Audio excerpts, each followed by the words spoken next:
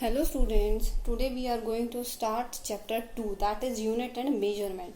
And I hope first chapter is clear, that was physical quantities or physical world, in which we have studied about the basic science and four forces which are very commonly used, which will be very commonly used in your physics. Okay? Today second chapter is unit and measurement. First of all why we need measurement. ठीक है, first question arises why we need measurement. ठीक है, chapter 2 है हमारा unit and measurement. Now question why we need measurement. ठीक है, measurement की जरूरत हमें क्यों पड़ती है. अब देखिए, अगर हमें कोई भी चीज लेनी है, कोई भी चीज़ खरीदनी है या कोई भी चीज़ के बारे में हमें बताना है, ठीक है, तो अब दो चीज़ें होती हैं आपकी. एक तो हम उसके लिए डेफिनेट वैल्यू बता सकते हैं, ठीक है, और एक चीज़ होती है जिसके लिए हम डेफिनेट वैल्यू नहीं बता सकते. ठीक है, तो सबसे पहले बात आती है मेजरमेंट. अब मेजरमेंट की ज़रूरत पड़ी, जैसे कि कोई भी वैल्यू है उसकी एक्यूरेसी के लिए चाहिए. मतलब अगर हम एक्यूरेट नॉलेज चाहिए हमें किसी भी चीज़ के बारे में, तो हमें उसकी मेजरमेंट का पता होना चाहिए.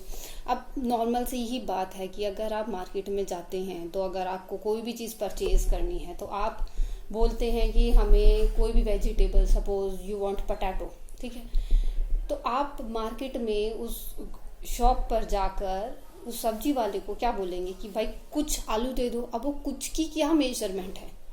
कोई हो सकता है उस कुछ को 3-4 पोटैटो से मेजर करे, कोई उस कुछ को अप्रॉक्स 10 पोटैटो से मेजर करे, तो वो कुछ हमें नहीं पता, तो उस कुछ को हम बोलते हैं मेजरमेंट.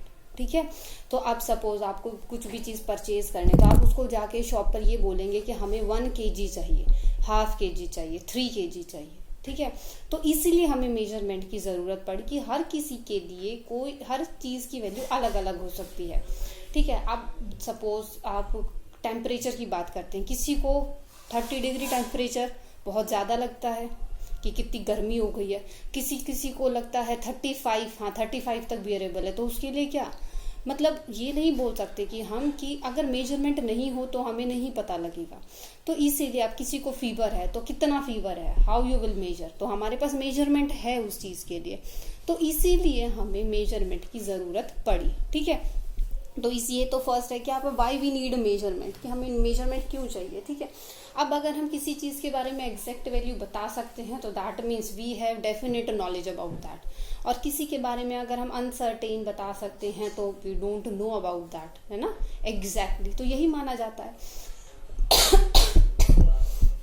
तो अब देखिए, इसमें सबसे पहले क्या आता है मेजरमेंट में, फिजिकल क्वांटिटीज क्या होती हैं. ठीक है, अब सबसे पहले हमें पहले तो ये था कि वाई वी नीड मेजरमेंट, उसके बाद आता है आपका फिजिकल क्वांटिटीज. फिजिकल क्वांटिटीज वो क्वांटिटीज होती हैं जिनको हम मेजर तो कर सकते हैं, ठीक है, डायरेक्टली और इनडायरेक्टली, लेकिन किस टर्म में हम मेजर कर सकते हैं. किस टर्म में, मतलब जिस टर्म में हमारे फिजिक्स ने लॉज डिफाइन किए हैं, उसने कुछ यूनिट्स यूज किए हैं. ठीक है, तो उस टर्म में अगर हम जिस भी क्वांटिटी को डिफाइन कर सकते हैं या मेजर कर सकते हैं, उसे हम बोलते हैं फिजिकल क्वांटिटीज. ठीक है, अब जैसे देखो, फिजिकल क्वांटिटीज के अभी मैंने एग्जांपल दिए थे. फिजिकल क्वांटिटी है, जैसे आप पोटैटो लेने गए, ठीक है,